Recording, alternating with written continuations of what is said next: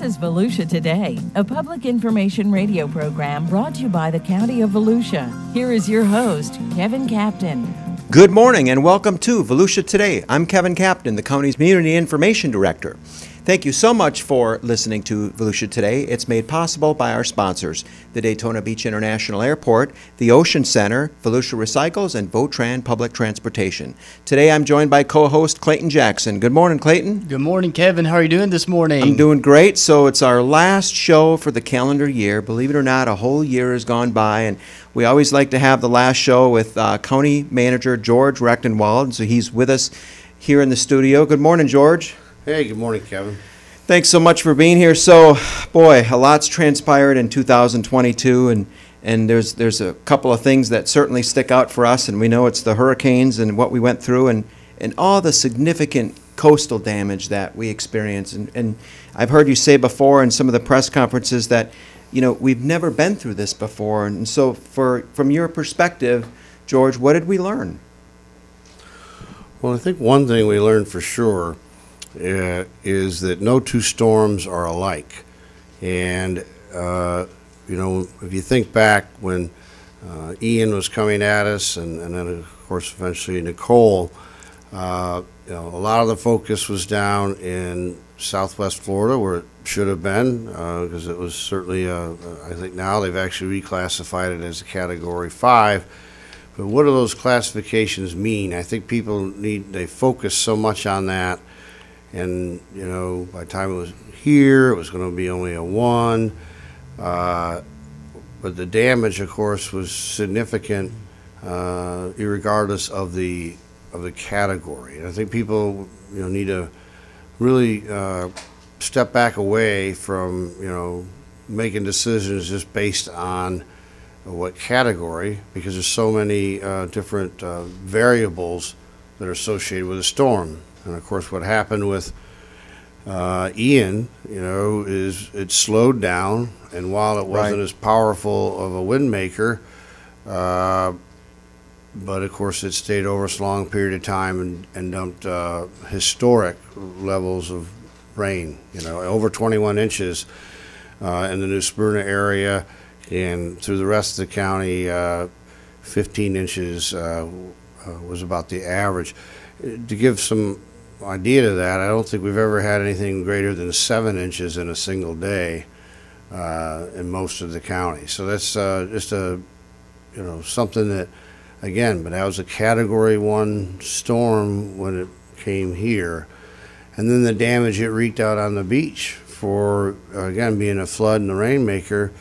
But it again, the timing of it, when it comes in and it hits with tide cycles, the damage can be much greater. And of course, that started the process out on the beach with kind of the first punch, and then the final left hook came from Nicole, because we'd already had the damage, and then of course, again, that storm wasn't even a hurricane up till right before it got here, and it did national TV level damage out there. You know, and George, you've been in public works and you've been with the county for, you know, 30 years, and you know, we used to tease you in meetings that you know every pothole in the county and that you know where all the areas are with flooding, but like you mentioned, Ian just brought us such historic levels of rainfall. Were you surprised to see some of the areas? I'm sure you probably never saw some of those areas flood before. Yeah, that's correct. I mean, a lot of the areas have flooded before, but they never flooded to the degree that they were at. In some ways, from a flooding point of view, it was almost kind of the perfect storm event. Mm-hmm. You had a tremendous amount of rain, but you had it happening with a storm surge that pushes and basically brings a wall of water into our intercoastal, and as water is trying to get out the tributaries and canals and streams, it meets right into the wall of water out in the intercoastal, and they can't get out. Right. So, and so when you have that situation, it basically renders our drainage systems useless at that time, you know. So yeah, there were areas, and I think really it backed so far upstream, and that's those areas out in more the center of the county that, you know, normally that water would get in that area and run off, and we might have a problem maybe down closer to the intercoastal. This time the effect was much greater, much farther upstream. Right, plus all that water for that fell in the south of the state, moved northward. Right, and then the St. on Johns River. And then we had the full moon. Exactly. Yeah. Exactly. And of course, the full moon made the tides higher. St. John's, of course, empties out in Jacksonville. It can't get out, so that's just a giant version of what I described. In talking with the St. John's water management scientist, they pointed out that the entire St. John's basin, which is a massive basin, includes Orlando and many of the counties south of us, every square mile of that basin, which is over 1,200 square miles, received at least 10 inches of rain. That's never happened before. Yeah, wow. So that's literally, I sound like the old Carl Sagan, just billions and billions of gallons of water that were coming our way. Yeah. George, in your knowledge of public works, it played excellent in both hurricanes, and from a staff perspective, excellent leadership and guidance across all departments and division. You did a tremendous job. And now we touched on the hurricanes a little bit. Let's move on to some other things. So we do have an adopted budget of a little bit over $1 billion, with $375 million of that being part of the general fund. So real quick, do you want to hit on some of the highlights of the budget that we currently have in place? Well, sure. I'd like to, just first say that, well, it is a large budget, but we cover a large variety of areas in that.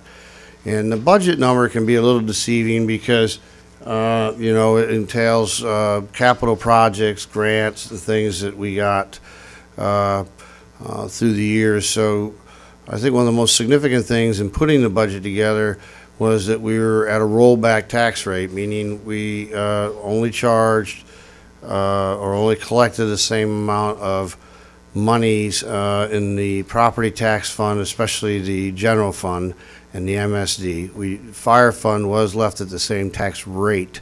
For the others, the rate was taken down to a rollback rate.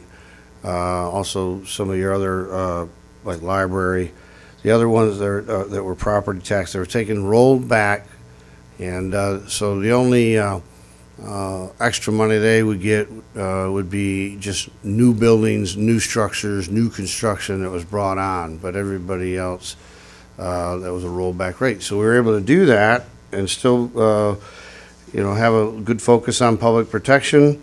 We were able to add more EMTs and paramedics, supply technicians. We're also able to, and we're working on now, adding 15 new firefighters. We have some fire stations that we're upgrading, and so a lot of work in that budget will go towards public protection.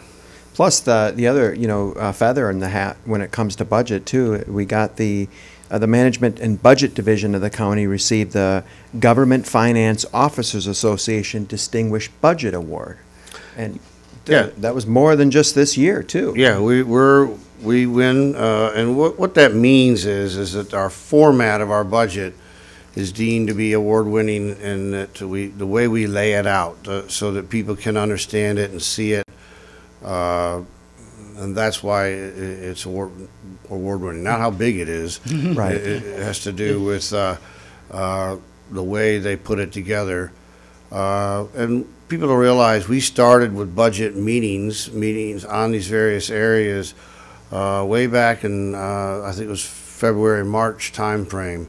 So that won't be far away, and we'll be doing that again. And so we talk really budget almost year round. Yeah, almost year round, and even for certain projects, it's multiple years in the making. And this year we broke ground on the new medical examiner's office, which is going to be a state-of-the-art facility and serve residents for many years to come with Dr. Fulcher and his team. Yes, and that's something that's been many years in the planning. So we're very excited that we were able to break ground with that. It'll be a little larger, so we'll have more capacity, kind of anticipate some of our growth. It has plenty of refrigerated space planned, which of course is one of the limiting factors in that area. It has classrooms put in there because we are seen as a place now where classes, people come and learn from what we're doing. Dr. Fulcher is, I can't say enough good about him and what he's done. And a facility like this really helps attract quality talent to come and work here. And people may not know, but medical examiners is a very exclusive field. To get forensic pathologists that are needed in this area, they only graduate less than 1,000 of them a year nationwide. So it's an area that we really struggled a few years ago, and part of it was because it was an aging facility, and now we'll have something a little bit more state-of-the-art, and it's already an attractive place, and thanks to Dr. Fulcher, and people are wanting now to come here. So no, it's definitely going to be a great feather in our hats there, and we were very lucky to get Dr. Fulcher to lead that service for the county. So going into next year now with budget as well too, we've got a lot of issues we've got to face economically, regionally, locally, nationally. We've got supply chain issues. We've got inflation that's on the rise. You're always a positive guy, and you always look at, what are the good things that we do have. So even though you said we're going to be talking budget here in a couple of months again already for the next year, it looks positive. Well, it looks challenging. I think that because we have been fiscally conservative through the years, we're in a good situation where we have some reserves, we have very little debt for our size of an organization, so we can handle these bumps. We have an inflation bump going on right now. Of course, you think about things like fuel, with the amount of sheriff's deputies, ambulances, dump trucks, the type of stuff that we have to run on a constant basis. Even, a bump in fuel ripples through the organization. When you have inflation, buying concrete, buying asphalt, things of that nature, it can really put a dent in your budget. But again, we do budget with some of that in mind, and we look, and it's when you're managing and running the place, you sometimes have to make adjustments based on what you see. Projects might have to get pushed off. We always, of course, work hard to make sure the services aren't affected. And the day-to-day, will go on, but it may mean waiting on another modernization project, or, maybe trying to do some different things to offset that inflation. For sure. We're talking with County Manager George Recktenwald. We'll take a quick break and come back and talk a little bit more about the future of 2023. Stay with us. Volusia County is our home. If we don't respect it, who will? Litter is a problem, one that we can solve, but it's going to take all of us working together. Something as simple as discarded fishing line causes many tragic entanglements of wildlife that often suffer from starvation, loss of limbs, and even eventual death from infections or ingestion of the line. It is a serious litter problem, especially around boat ramps and fishing areas. Did you know that monofilament recovery stations are placed at over 100 locations across the county? Please use them. And if you really want to make an impact, we're looking for individuals and groups who feel a connection to the environment to adopt a container and monitor it on a regular basis. I do believe over time that people respect our environment more and more, and I believe that our litter problem has become less. But here we have a major issue: discarded cigarette butts on our beaches and in our parks. When I see someone picking up litter, whether it's an adopt a road, adopt a highway, or adopt a park, or just working on their own, it shows me a citizen who has pride in his community. Your contribution can be big or small. What matters is that we all do our part. Don't be a litter bug and pick up litter when you see it. Every litter bit counts. Keep Volusia beautiful. We're back. I'm Clayton Jackson, along with Kevin Kaplan, and you're listening to Volusia Today, a public information program brought to you by the County of Volusia. And today's guest is County Manager George Recktenwald. So, Mr. Recktenwald, the county has a multitude of ways in which our residents can get involved with our county government, such as committees, advisory boards, and you even were able to bring back Citizens Academy this year. So real quick, just tell us a little bit about the Citizens Academy and what it is and why it's important for people to get involved with it. Sure. Well, first of all, being involved on those committees and boards is critical.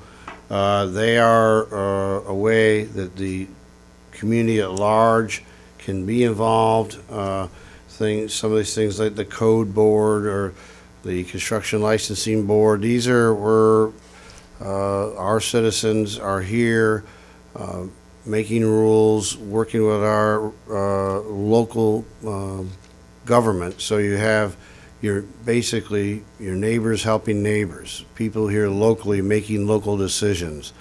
So it's important to be involved. Those are advisory boards also. That information goes to your elected officials who do make the policy off of that. So things like the ECHO board, reviewing projects and how things are spent. When it comes to the Citizens Academy, that's a program, of course, for us to try and teach a little bit about what we do, because we are such a large organization.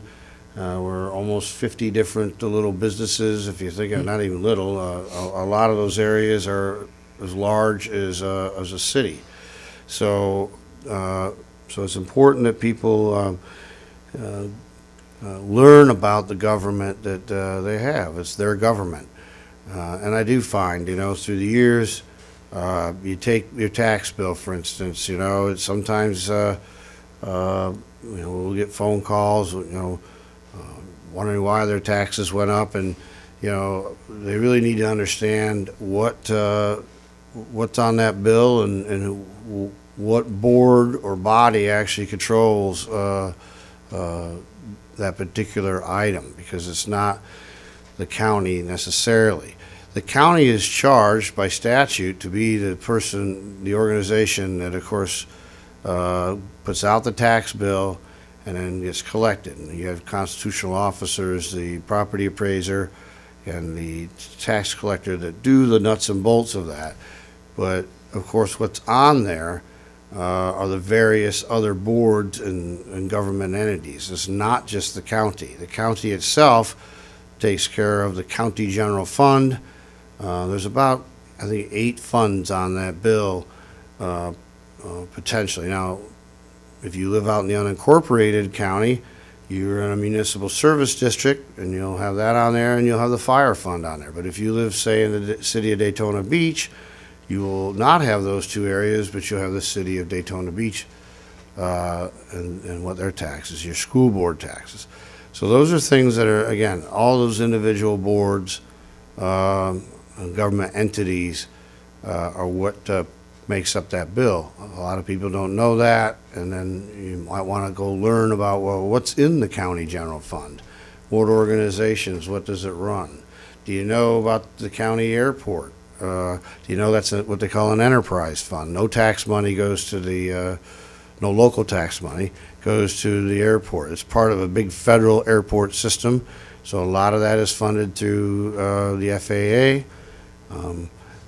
Again, our landfill out there, it's a total enterprise fund. It's totally fee-based, based on the fee to put trash out in the landfill. But they may not know, though, how important that is when you're receiving garbage from the entire county, and that happens to be an award-winning facility. And also, if you get to visit out there, you see beautiful birds and animals and a lot of other things. So, but again, it's understanding that. It's understanding the fire department and how we work with over 20 fire stations.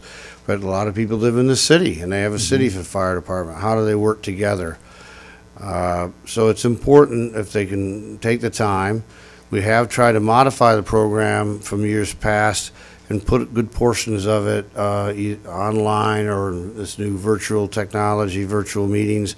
So you can do a lot of it from the comfort of your home or your desk at work, and then we schedule basically field trip days so you can come in and actually meet the folks and see some of the cool things that we're doing in person.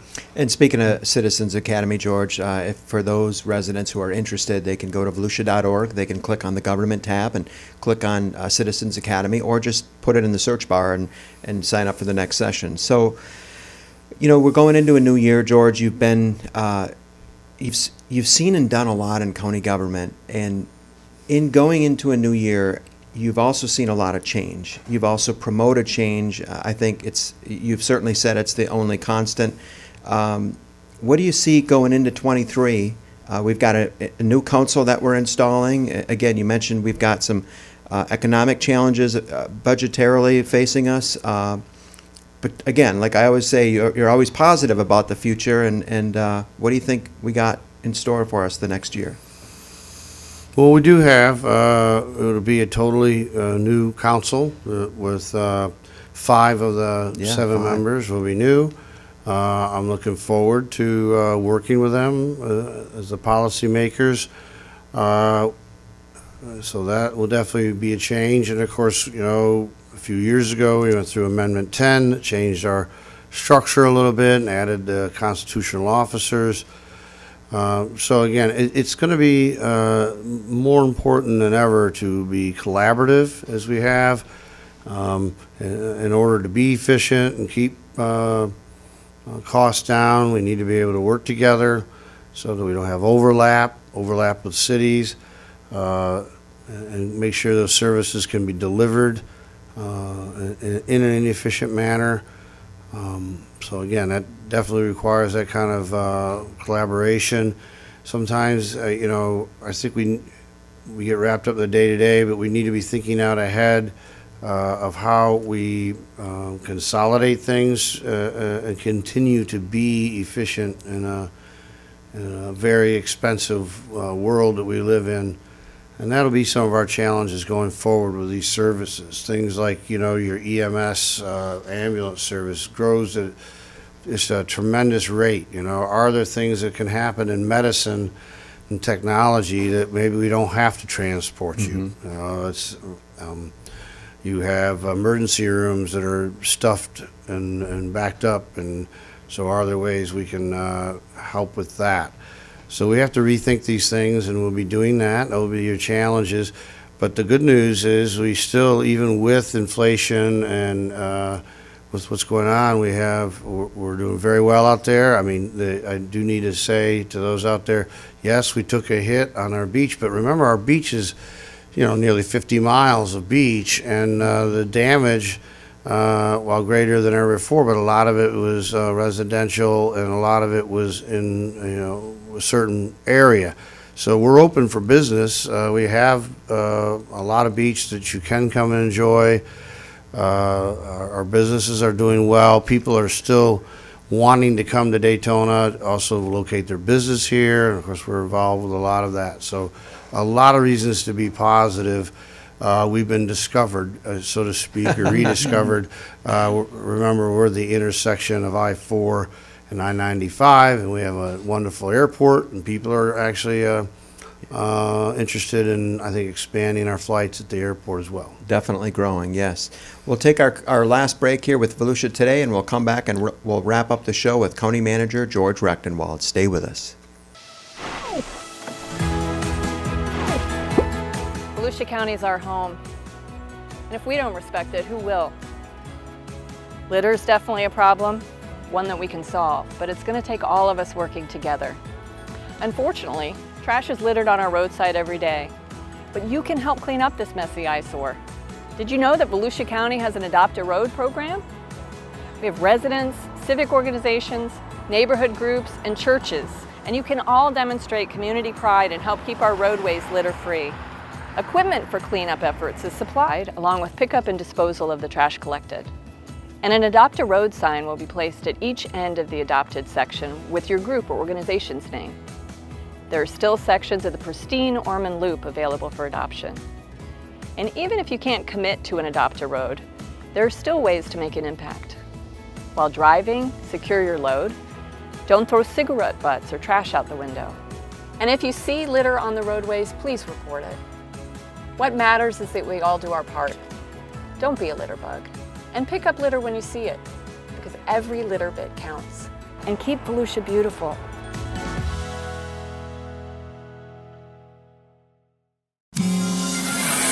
You can access Volusia County government online at volusia.org. Listen to county council meetings, pay for permits or tags, or search the property appraisers' databases. Volusia.org is your Volusia County government information resource. We're back with Volusia Today. I'm Clayton Jackson along with my co-host Kevin Captain, and you're listening to Volusia Today, a public information program brought to you by the County of Volusia. And today we have with us is County Manager George Recktenwald. So George, in your tenure since you've been here, you've been through the transition to Amendment 10, COVID, and just most recently 2 monumental hurricanes. So I think the question on everybody's mind is, how are you holding up? Well, You got to be tired, George. yeah, you get tired, but I tell you what, it is my honor to be able to lead such a great group of professionals, and I think probably I take the greatest pride in the team that I have assembled. And so you lean on each other, you work with each other, and watch out for each other.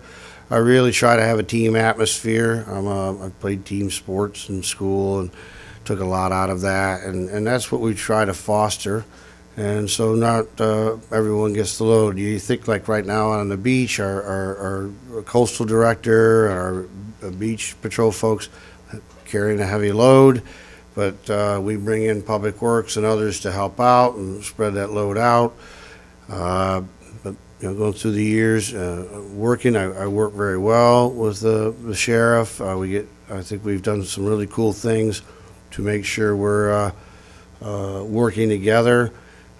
Collaborated with the cities, the city managers group that we constantly communicate during these storms. So we're doing well. I'm doing very good and look forward to a big year. Definitely you are, George. There's a couple words that I always think of under your leadership, and being nimble, agile, and solution-oriented. With that, we'll close Volusia Today. George, thank you for being on the show. Thank you for Take having care, me. stay safe, and help your neighbors.